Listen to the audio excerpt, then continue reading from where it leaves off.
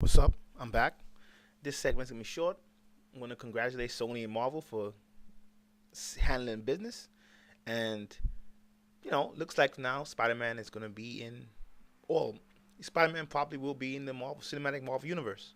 Now it seems like if it is, they're gonna probably make it like it's not gonna be the Spider-Man that we've seen in the other movies, right? So it's gonna be like an alternative Spider-Man, which I think is probably the best. Andrew Garfield. We don't know yet, but I would assume he probably wouldn't be it. And the good thing is, it's happened so late. Spider-Man is probably not going to be in the new Captain America vs. Iron Man movie, which I like because I didn't think he'd be a good fit. Um, I do think it does. It definitely is good for Sony as well because I think, see, it's funny because when I made a Guardians of the Galaxy, I wasn't even Guardians of the Galaxy. It was Inhumans becoming a new X Men. Right, I knew when I made it, all the X fans would get pissed, and you see all these people talking about, "Oh, Fox X Men was a great movie." It was mature. It was, Guardians of the Galaxy was childish. See, and this is a future advice to writers, and it's sad because I see DC going down this route too. Anybody who knows writing knows, right? Obviously, making a movie that's just, to be honest, as a writer, right? And I know when you make a movie or a book, right, and you make it on one tone, like if somebody tells you make a book of a serious topic, right, versus making a movie or book, a movie would be harder because it's visual. Make a movie where it's kid friendly, but not kid friendly so much that an adult wouldn't like it, right? So you have to have comedy, but it has to be in a certain sequence, in certain spots, or it could be too childish, or it could be too grown up. Obviously, the movie like that, which is more balanced, right, which has the comedy, is it's not too dark, it's not too light. That's much harder to do as a writer than just taking a just only serious tone or only childish tone.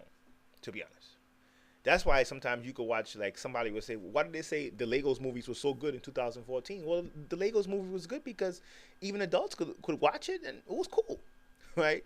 So when people look at it, the fans are not coming from writers. The fans are coming from emotions.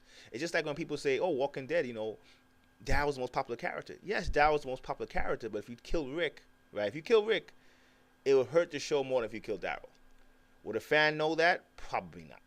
So that's why I was always kind of cautious with DC because it looks like they get into these casual fans. Like, people have to understand, in this world we do a polarity. If you do one action, you're gonna have a response.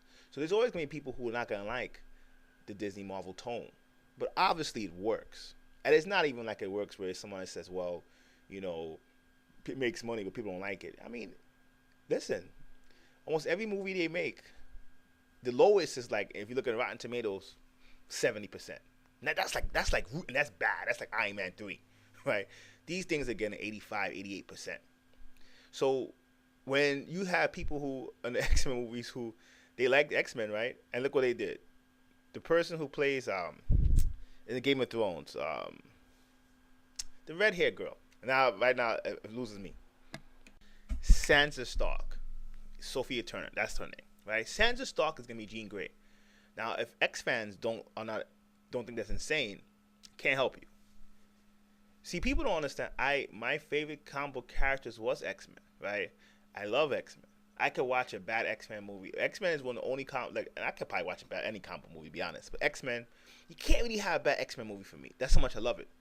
But I'm not emotional enough where I can't call a spade, especially as a writer.